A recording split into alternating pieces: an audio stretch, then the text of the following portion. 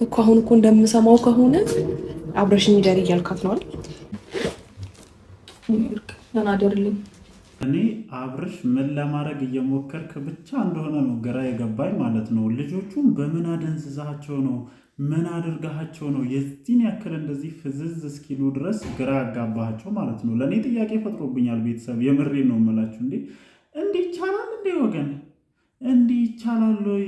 እንዲህ ውሽማም በዚህ ጋር ሚስትና የልጅ እናትን በዚህ ጋር አስቀምጦ ምናምን። አይ አንቺ ደሪ፣ አይ አንቺ ኧረ እግዚአብሔርን እኔ በጣም ነው የገረመኝ ማለት ነው። እና እስከ ዛሬ ድረስ ሄርሜላ የሆነ ነገር አድርጓለች ምናምን እንለው። ኧረ ሄርሜላ ራሱ አንዷ ተጠቂ ናት። ቤተሰቦች የምሬን እኮ ነው።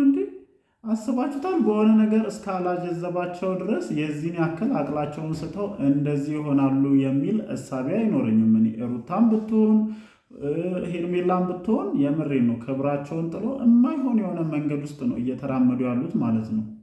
እናት ነሽ ሩታ ማለት ነው። የፈለገ ነገር ቢሆን እናት ነሽ። አዎ አብርሃምም አባቱ መሆኑን እናውቃለን በደንብ። ግን እንዴት ነው የሚተኛለሽ? ትተኛለሽ? ግን የምር አሁን ጥለሽ ሄደሽ ይህንን ህፃን ልጅ ጥለሽ ሄደሽ እንቅልፍ ይተኛልሻል? የምርሽን ነው? በዚህ 3 ቀን ውስጥ አሁን እንቅልፍሽን እየተኛሽ እያደርሽን ያለሽው ከዚህ ህፃን ልጅ ተለይተሽ? እኔ ምንም እንደዛ እየመሰለኝ አይደለም። የምሬን ነው የምላችሁ ቤተሰብ። እኔ ግራ ስለገባኝ ነው። እንደዚህ ይቻላሉ? እንዲህ መሆን ይቻላሉ እንዴ? አብርሃም ለይቶለታል። እግዚአብሔርን የሆነ የጅል ስራ ነው እየሰራ ያለው።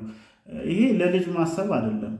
ይሄ ለልጅ መቆርቆር አይደለም። ይሄ የአባትነት መገለጫ አይደለም። እንደ አባትነት ከራስ ስሜት በላይ ከራስ ፍላጎት በላይ የልጅህን ሴፍቲ ቅድሚያ መስጠት ነው ለኔ ትልቁ አባትነት ማለት ነው። የልጅህን ምቾት የልጅህን ሴፍቲ መጠበቅ ነው ለኔ ትልቁ አባትነት። አንተ ግን ከልጅ ምቾት በላይ ከልጅ ሴፍቲ በላይ የራስህ ስሜት የራስህ ፍላጎት የራስህን የበላይነት ነው ለማሳየት እየሞከርክ ያለው ማለት ነው። እኔ እየተረዳሁ ያለሁት ይሄንን ነው። በቃ እንደ አባት ብትቆረቆርለት እንደ አባት ነገሮችን ለማስተካከል ለልጅህ ምን ያክል እንደምታስብ ለማሳየት ከፈለግ እዛው ሩታ ጋር ሄደ ለሱ ምን ያክል ጊዜ እንደምትሰጠው ምን ያክል ለልጅህ እንደምትቆረቆር ምን ያክል ልጅህን እንደምትወደው ማሳየት እንጂ ከእናቱ ይሄንን ጨቅላ ህፃን ልጅ ነጥለህ ወስደህ ልጄን እየተንከባከብኩ ነው ምናምን፣ ይሄ ጭራሽ የማይመስል ነገር ነው። እግዚአብሔርን እኔ ይህንን ነገር ትክክል ነው ብላችሁ አብርሽን የምታበረታቱ ሰዎች ካላችሁ እኔ ይህንን ነገር ግራ ነው የሚገባኝ። እግዚአብሔርን ከዛ ውጭ ምን ሆናችሁ ነው? ሴቶቹ ደህና ናችሁ? ሄርሜላ ደህና ነሽ? ግን የምር እኔ ሲጀመር እንደውም ጭንቅላቴ ምን እያሰበ እንደሆነ ታውቃላችሁ? ሙድ እያዙብሽ ነው ሄርሜላ፣ አልተረዳሽም እንጂ እኔ ቀንም ብየዋለሁ። እነዚህ ሰዎች የተጣሉ አይመስለኝም ጋይስ። ጥል እንዲህ ነው እንዴ? ጸብ እንዲህ ነው? እኔ እንደዚህ አይነት ጸብ አላውቅም። እግዚአብሔርን ባልና ሚስት እንደዚህ ሲጣላ እኔ አይቻልም።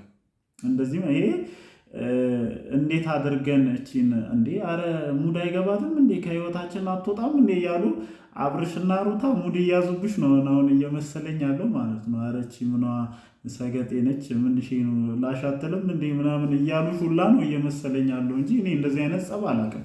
የምሬን ነው የምላችሁ። ጭንቅላቴ አሁን እንደዚህ አይነት ነገር ነው እያሰበ ያለው።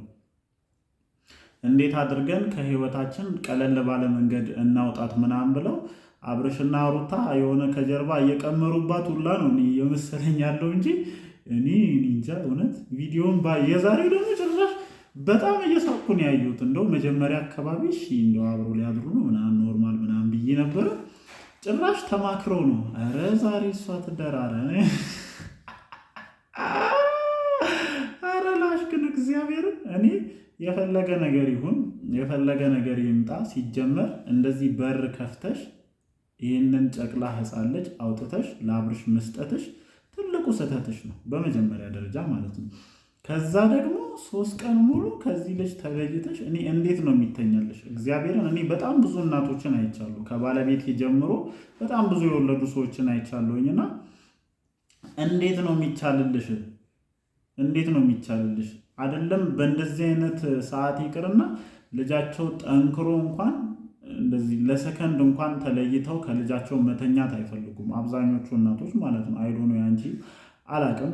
ከአብርሽ ጋር ሄርሜላን እየፎገራችሁ ይሁን ሌላ ነገር ይኑረው አላቅም ግን ጭራሽ የማይመስል ነገር ነው ለእኔ ሆኖ እየታየኛለው ማለት ነው። በቃ በፍጹም አንዲት እናት የፈለገ አባት ሊሆን ይችላል እኮ አባቱ ነው ምናምን የሚል መከራከሪያ የምታቀርቡ ሰዎች ልትኖሩ ትችላላችሁ። ግን እንደ አባት ከምንምና ከምንም ነገር በላይ ይሄ ልጅ ከእናቱ እንዳይለይ ማድረግ ነው በዚህ ሰዓት ትልቁ አባትነት። ለኔ ትልቁ አባትነት ይሄ ልጅ በየትኛውም አይነት ወይ በየትኛውም አይነት መስፈርት ከእናቱ እንዳይለይ ማድረግ ነው ትልቁ አባትነት እንጂ እኔ ልጄን ወደዋለሁኝ ልጄን እንከባከባለሁኝ ምናምን ይሄ ሾው ነው። ለኔ ሾው ነው፣ እግዚአብሔርን ሾው ነው። በቃ ልጅ መንከባከብ እንደዚህ አይደለም። ልጅ መንከባከብ እናቱ ጋር ሄደ ጊዜ ሰተ ማጫወት፣ ጊዜ ሰተ ከልጅ ጋር ማሳለፍ እንጂ ከእናቱ ነጥለህ አምጥተህ እኔ እናትም አባትም ምናምን ብለሃልና እኔ ሲሉ ሰምተህ ምናምን እንዳይሆን ነው የምፈራው እግዚአብሔርን። እናትም አባትም የሚባል ነገር የለም ግዴታ ካልሆነበት በስተቀር እናትየው በህይወት ከሌለች በስተቀር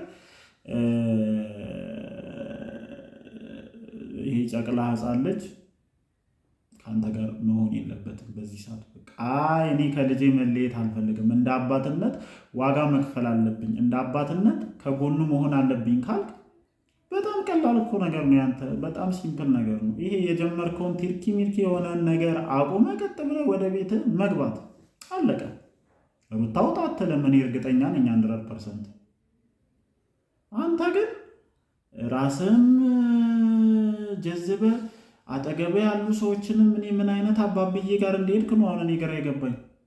አጠገቤ ያሉ እስከነ አቤል ጭምር እኔ አቤልን ራሱ በእንደዚህ አይነት ሞመንት አላውቀውም እግዚአብሔርን። አሁን ሄርሜላ ከመጣች በኋላ እና እንደዚህ አይነት ነገሮች ከመጡ በኋላ እንጂ እነዚህ ልጆች እንዳይለያዩ እነሱ መሀል ችግር ሲፈጠሩ ሁሉ እነዛን ችግሮች ለመፍታት የሚሯሯጥ ልጅ ሆኖ ነው የማውቀውና እሱንም ጭምር እኔ የሆነ ነገር ጭንቅላታቸውን የተቆጣጠርክ አይነት ነው የሚመስለኝና አስባችሁታል።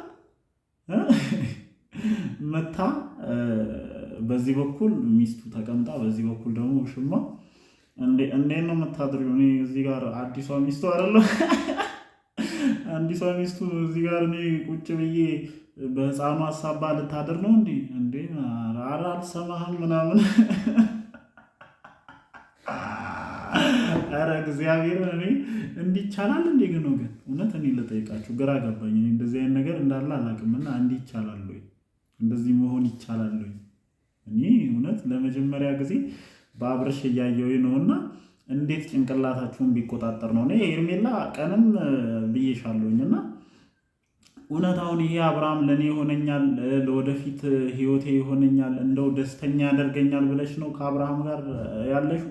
በቃ እንዲህ ሁሌ እየቆሰልሽ ነው የምትኖሪ። ሁሌ ወይ ከሩታ እያጨቃጨቀሽ ወይ የሆነ ነገር እየሆንሽ አንድ ቀን ሰላም ሳይኖርሽ ነው የምትኖሪ። በቃ ይመቸኛል፣ ይህንን ህይወት እመርጣለሁኝ ካልሽ ምርጫ አንቺ ነው። እኔ ብዬሻለሁኝ በጣም ጸድ ህይወት መኖር የምትችይ ልጅ ነሽ። በደንብ ሚዲያው ላይም ጭምር ሻይን ማድረግ የምትችይ አይነት ልጅ ነሽ እና እኔ በደንብ መለስ ብለሽ ምናምን ነገሮችን ብትመለከቺ ደስ ይለኛል። እንደኔ የምሬ ነው የምልሽ። ነገሮችን መለስ ብለሽ እንዲህ ምን አይነት ቦታ ነው ያለሁት? እውነት የሆነ ሰዓት ላይ እኔ ከዚህ ሰመመን ስትነቂ እንዲህ ምን ሆኜ ነው ምናምን ብለሽ በጣም እንትን የምትይ ነው የሚመስለኝና የምር እኔ እንደ አንድ ሴት አያሳፍርም እንደዚህ እንትን መሆን። የፈለገ ፍቅር ሊሆን ምናምን እኮ ይችላል፣ ግን እኔ ከባድ የሚሆን ነው የሚመስለኝ። ከዛ ውጭ ሩታ እኔ እውነት ከአንቺ የማልጠብቃቸውን ነገሮች ነው ከሰሞኑ እያየሁኝ ያሉት። በቃ ጭራሽ ማለት ነው ጭራሽ ልጅሽን ትተሽ እስከሚሄድ አባቱ ነው የሚል ምክንያት ልታቀርቢ ትችያለሽ፣ ግን ነው ይሄ በፍጹም ውሃ የማያነሳ ሀሳብና ምንም የማያሳምን ነገር ነው ለእኔና ብቻ ያው እኔ ማለት ያለብኝን ነገር ብያለሁ።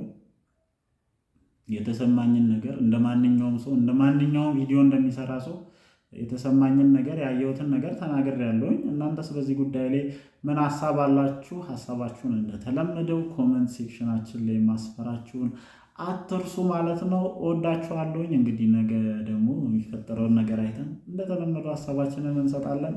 ይመቻችሁ።